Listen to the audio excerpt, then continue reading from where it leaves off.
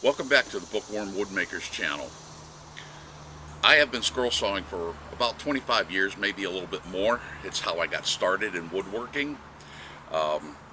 Saw an ad in the back of a magazine that was buy 3 books and pay a very low price, and then every month we'll send you another book at full price, and you like it, you keep it, you pay us full cost, or you send it back.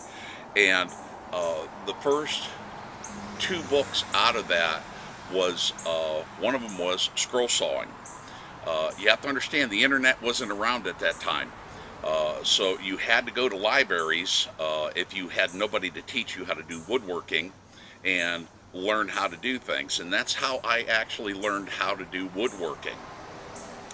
Uh, Scroll sawing, it is a very relaxing, to me, uh, pastime to do.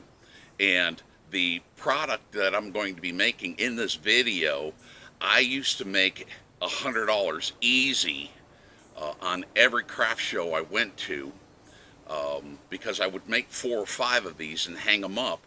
And by the end of the show, the 4 were gone, that was 100. If the 5 was gone, that was 125. So yeah, I sold them for $25. Today I would sell something like that for about $35. With the advent of scroll laser cutters and uh, laser printers, um, scroll sawing by its way has kind of faded. There are still some people out there that do it, but it's a lot easier now to be able to actually put it into a laser and cut it out in a matter of seconds. I actually have a grandfather clock that I did, 6 foot tall, 20 inches wide, 12 inches deep, and it took me 175 hours just to cut the panels out. It was 6 different levels, 3 panels for each level. It took me 175 hours to hand cut that out. I don't have a laser, so I can't test to see how long it would take me to cut that out. The laser is oncoming. That's the next tool that I want to step into, or at least the next large tool to step into. And I have to learn things like light burn or something like that to be able to take my patterns and convert them into being able to be cut on a laser. Um, but during my course of about 25 years, I have over $35,000 worth of scroll saw patterns. They weren't all bought by me. Sometimes I would meet a fellow enthusiast that was a scroll saw artist, and we would swap patterns. You know, you take what you want out of mine, make a copy, put the original back, and I'll do the same with you. And I wound up getting a plethora of them. The biggest name in scroll saw at that time was a gentleman by the name of Patrick Spielman. He and his wife Patrick and Patricia are the authors of a lot of scroll saw books. I've also done patterns from Dirk Bowman, uh, Gustav Dahlquist. Gustav Dahlquist was Scandinavian. He has some very beautiful, very intricate things to do. Rick Longabaugh. Now, Rick Longabaugh owned the Berry Basket, and that was also a magazine I used to get on a regular basis, and I would purchase patterns out of there as I could afford them. And then James Rydell. Now, James Rydell owned and operates Wildwood Designs, not to be confused with Winfield Collection that you see me build a lot on my channel.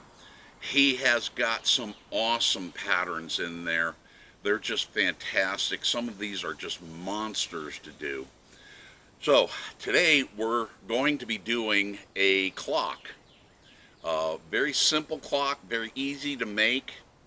As I said, every show I would do, I'd do 4 to 5 of them and sell out by the end of the craft show. Um, I have a larger version printed out and stuck in my book because I had so many scroll saw books taking up so much space. I decided to cut the pages out and actually put them in a large binder. But the pattern that I'll be doing is actually in this book. I just happen to have it from another one of the books that I can't name. But this is called The Art of Scroll Saw And it has a lot of the artists as well as ones that I didn't mention inside this book. So, very easy patterns. As you can see, just copy them off of your printer at home, or take them to the print shop and get them taken care of. So that's what we're going to be doing here today, and that's coming up next on the Bookworm Woodmakers channel. So I've selected my piece of wood here, and it's just 1/4-inch maple plywood that I've got several of these hanging around for various different projects. But anyways, what I'm going to do, even though I kind of sort of like some of the grain pattern in here, I think this would be my better side. So what I'm going to do now is I'm going to take the blue tape and I'm going to tape the top, and then I'm going to tape the bottom. And you don't need to see me do that, so I'll go ahead and do that and then come back on camera when I'm finished. Okay, so front side is taped up. I've labeled it number 1 to remind myself that this is the face I want, facing up. And the back side's also taped, and it's labeled number 2 to remind me that that's not the side I want.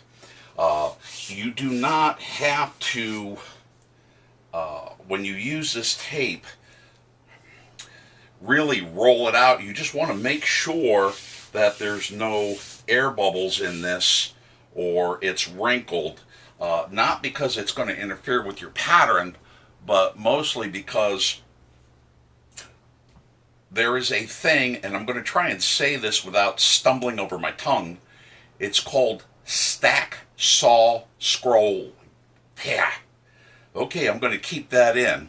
It's called stack, cut, scrolling, where you take the same item that you need to replicate, say, 2 of this, 4 of that, where you can actually cut it out, and then you can place it on top of your already existing project, and using the super glue trick with the blue tape, you can cut it out perfectly matching, and then you can just peel the 2 pieces apart because there's going to be nothing but this blue tape separating them. So it's very important that you overlap a little bit on your tape to make sure that none of that is going to wind up getting stuck to the actual board after you get done cutting. So the next thing I need to do is, of course, cut out all these pieces as close to the line as possible and get them situated around my board. And then the next part is, of course, gluing it down. Okay, so all the parts are cut out, but it's all set up. The next step is to just glue this down.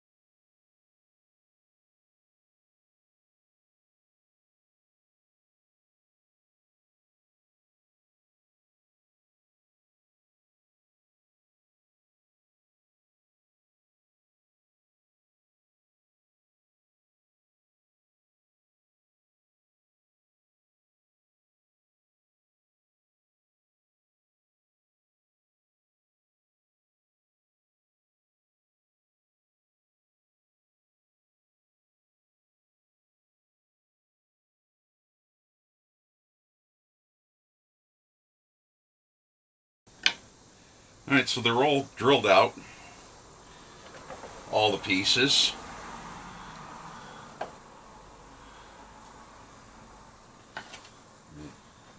This beautiful one right here, that's the face. Now I didn't drill out the center, and I won't drill out the center until I get my clock gut. I thought I had one on hand, and I don't, so that means I gotta go run and get one. But I also have to go and get a clock face too, because I don't have anything here that will fit the clock face the way I want it to. So this is where it comes into the interesting aspect.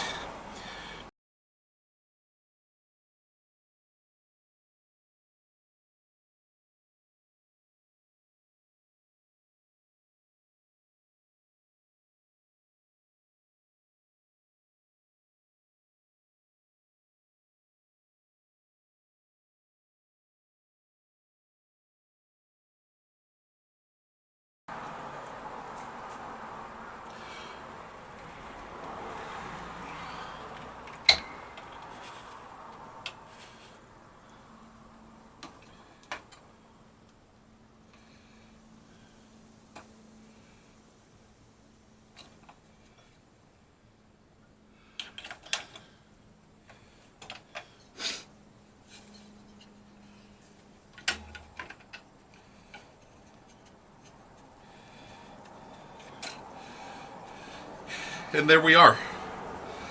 Looks a little rough because, well, it just got cut out and I need to sand it. But let me cut the rest of these out, and then I'll come back when the cutting out the outside will be needed.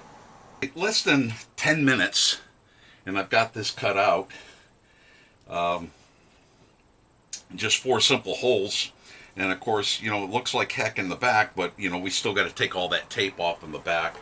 So what I'm going to do here is I'm just going to cut this out and put it on camera. I'm of course going to speed it up because it does take a little bit of time to do this, and I don't want to bore you too much, but you'll also know.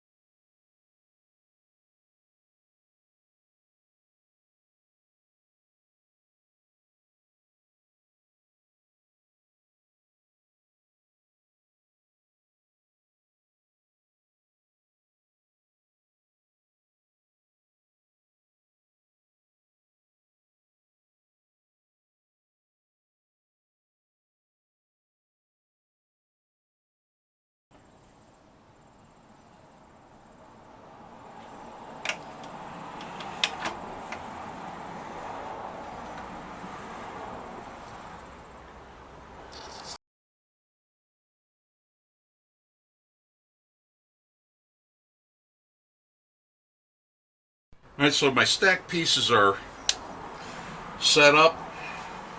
Made sure that my foot will accommodate these. So now it's just simply cutting around on the line on this, and we'll have 2 pieces.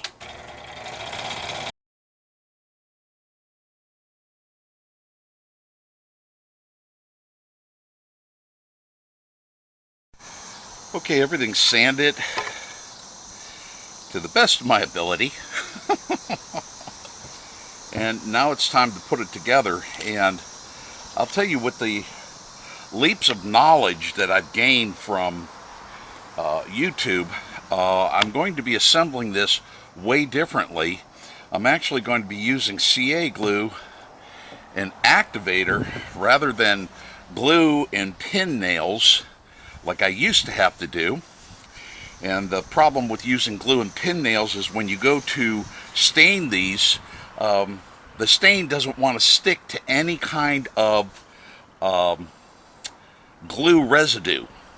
So I struggled with that a lot in this, but now with the CA and the fast stick, I'm going to see if that's still a problem. So I'm going to start off with the roof. and line that up.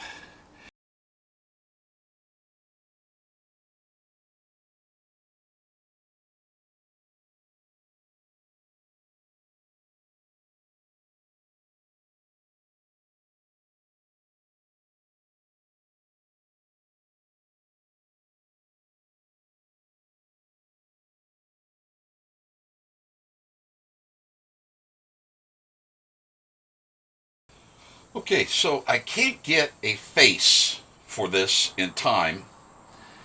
So what I'm doing here is I'm going to do something that's called toll painting. Tole, toll painting.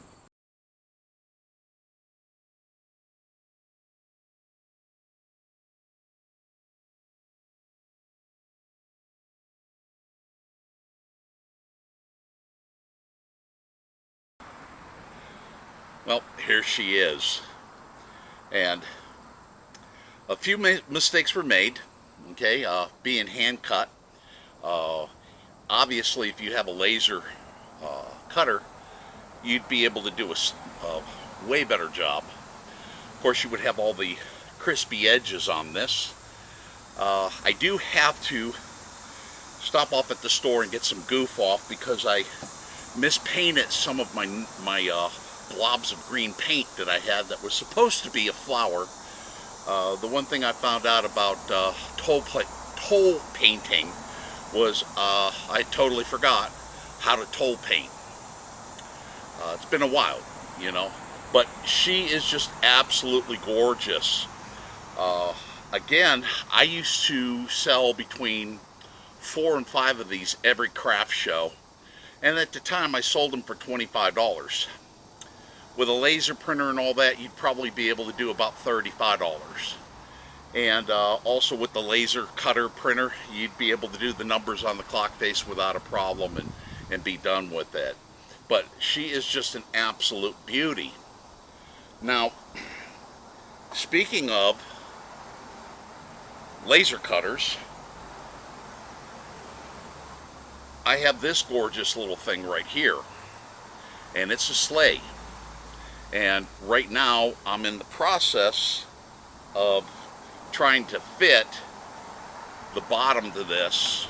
You see there's no bottom, but this was laser cut, and this was laser cut over, I want to say about 2 years ago, when I actually had access to a laser cutter. And I had to go through Inkscape at the time to create this, and the difficult part was right down the center of this. This part was on one page and this part was on another page, and I had to marry the two of them together and get rid of all the cut lines so that way there it wouldn't cut this in half when it lasered it. But hey, once I get a laser machine, a lot of my scroll saw patterns are just going to go, well, I'm going to go crazy with it. I can tell you that's for sure.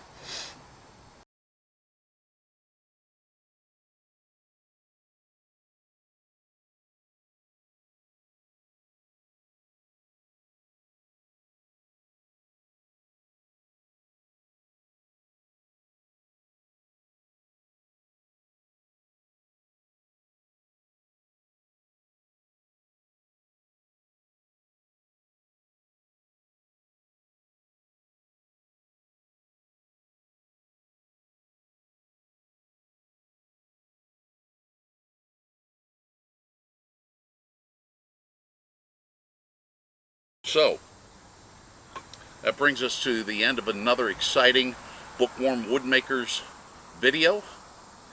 As always, you know, if you think I deserved it, give me a thumbs up, leave a comment, that really helps me out. Subscribe, share it with your friends, and while you're at it, be safe, stay blessed. This is Jeff with the Bookworm Woodmakers channel.